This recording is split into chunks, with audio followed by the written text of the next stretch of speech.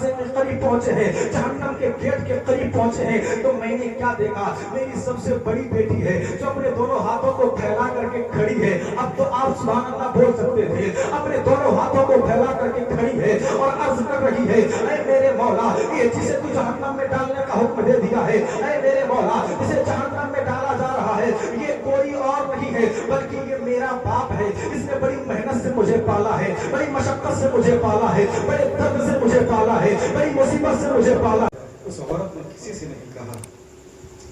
اب آئی اپنے گھر, اپنے کمرے کے اندر, رات کی تاریکی ہے, رات کا سناٹا ہے, وہ آ کر کے مصلی بچھائی اور بچھانے کے بعد رب کی بارگاہ میں نماز ادا کی. نماز ادا کرنے کے بعد اسی مصلی پر ہاتھ اٹھا کر کے دعا کرنے لگی اور دعا کرتے کرتے رونے لگی. اللہ فرماتا ہے, اے ابن آدم, تم مجھ سے مانگ تو صحیح, تم مجھ سے مانگ تو صحیح, دینے والا تو میں قادر ہے, میں تو قادر ہوں ہی, میں تو عطا کروں گا, پہلے مانگ کر تو دیکھ. ہم بہت لوگوں کے دروازے پہ جاتے ہیں اور شرمندہ بھی ہوتے ہیں, رب کی بارگاہ میں نہیں آتے جبکہ جانا چاہیے. وہ بارگاہ ایسی کہ وہاں مانگنے کے بعد نا امید نہیں کیا جاتا ہے, مایوس نہیں کیا جاتا ہے. وہاں بندہ ایک مرتبہ آواز دیتا ہے, اس کے ایک مرتبہ آواز کے اوپر اللہ تعالیٰ 70 مرتبہ آواز دیا کرتا ہے. 70 بار پکار کر کے کہتا ہے, میرے بندے مانگ مجھ سے کیا مانگتا ہے.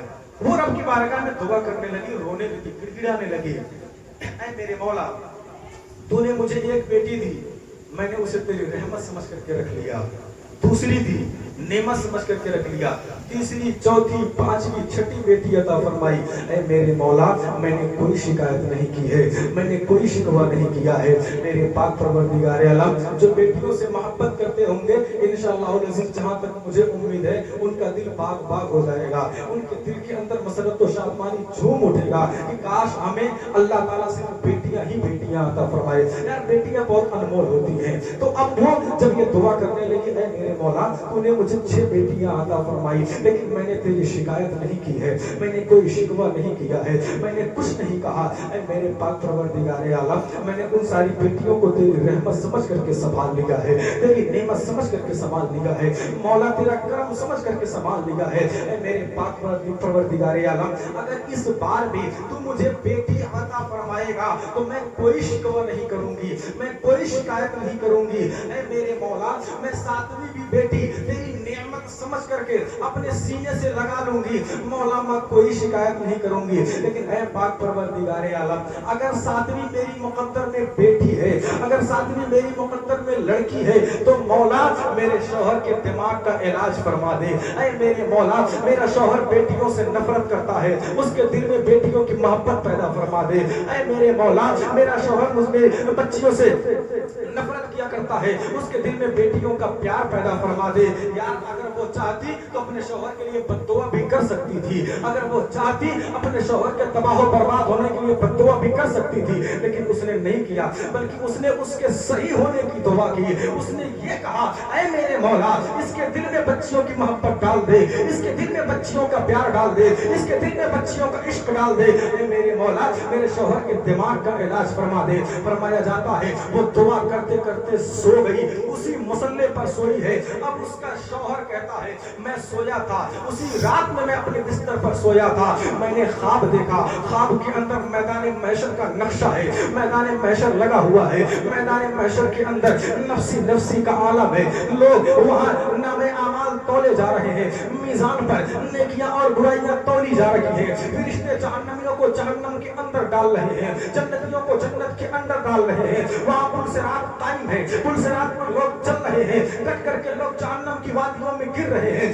وہ کہتا, میں یہ منظر دیکھ رہا تھا, میرے پاس بھی فرشتے آئے, آ کر کے کہنے لگے, اس کے لیے جہنم کا پیغام سنا دیا گیا ہے, اس کو جہنمی کہہ دیا گیا ہے, اس کے لیے جہنم کا حکم ہو چکا ہے, اب حکم کی تعمیل کی جائے, اب حکم کو مانا جائے, اس کو پکڑا جائے, جہنم کی وادیوں میں ڈال دیا جائے, لے جا کر کے جہنم میں پھینک دیا جائے. مسلمانوں سنے بیٹیاں کیا ہوتی ہیں, بیٹیوں کا مقام کیا ہوتا ہے, بیٹیاں ہمارے اور آپ کے کتنا کام آیا کرتی ہیں. یار اگر یہ بیٹے ہمارے اور آپ کے دنیا میں सहारा बन सकते हैं, तो ये बेटियां हमारे लिए आखिरत का सहारा बनती हुई नजर आएंगी, आखिरत में हमारी और आपकी मदद करती हुई नजर आएंगी। वो कहता है जब फरिश्ते मेरे पास आए, मेरे बाजू को पकड़ा, पकड़ने के बाद मुझे घसीटना शुरू कर दिया, मुझे खींचना शुरू कर दिया और जहन्नम की तरफ लेकर के जाने लगे, तो मैं तो सोचने लगा अब तो मुझे जहन्नम में डाल दिया जाएगा, जहन्नम की वादियों में मुझे फेंक दिया जाएगा। लेकिन वो कहता है जैसे मुझे लेकर के फरिश्ते जहन्नम के वादी के करीब पहुंचे हैं, जहन्नम के दरवाजे के करीब पहुंचे हैं,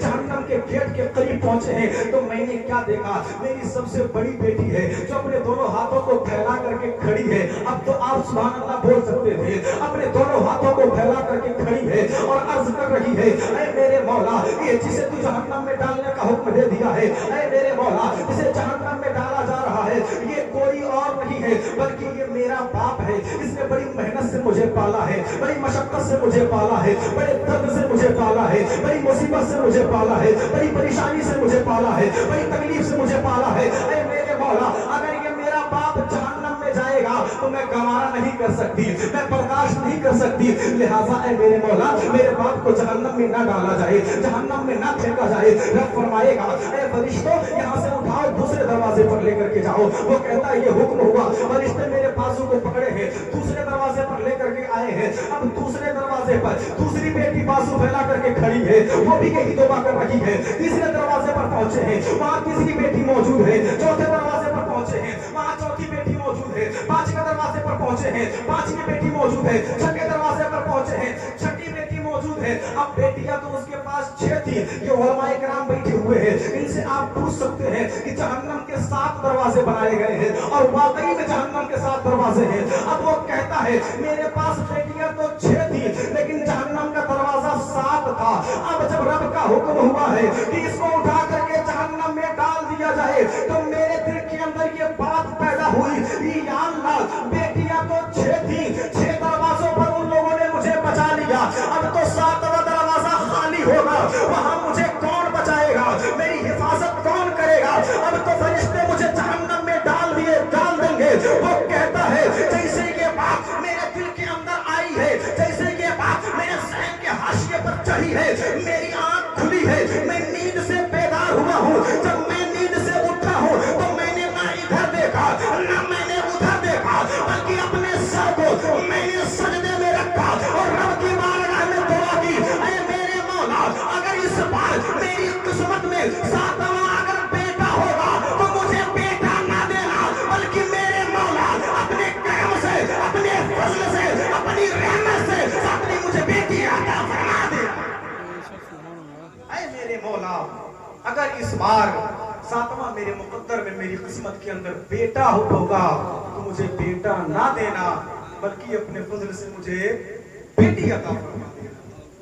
ये बेटियां हैं, मैंने कहा बेटियां आखिरत का सहारा हुआ करती हैं, वो इंशाअल्लाह अज़ीज़ हमारी और आपकी करती हुई नजर आएंगी, क्योंकि मेरे और आपके पैगंबर का फरमान है कि अगर हमने अपनी बेटी की परवरिश कर दी, तालीम और तरबियत अच्छे से करके उनको रुखसत कर दिया, तो अल्लाह ताला जन्नत में एक महल तैयार फरमा दिया करता है। ठीक, ये मेरी बच्चियों की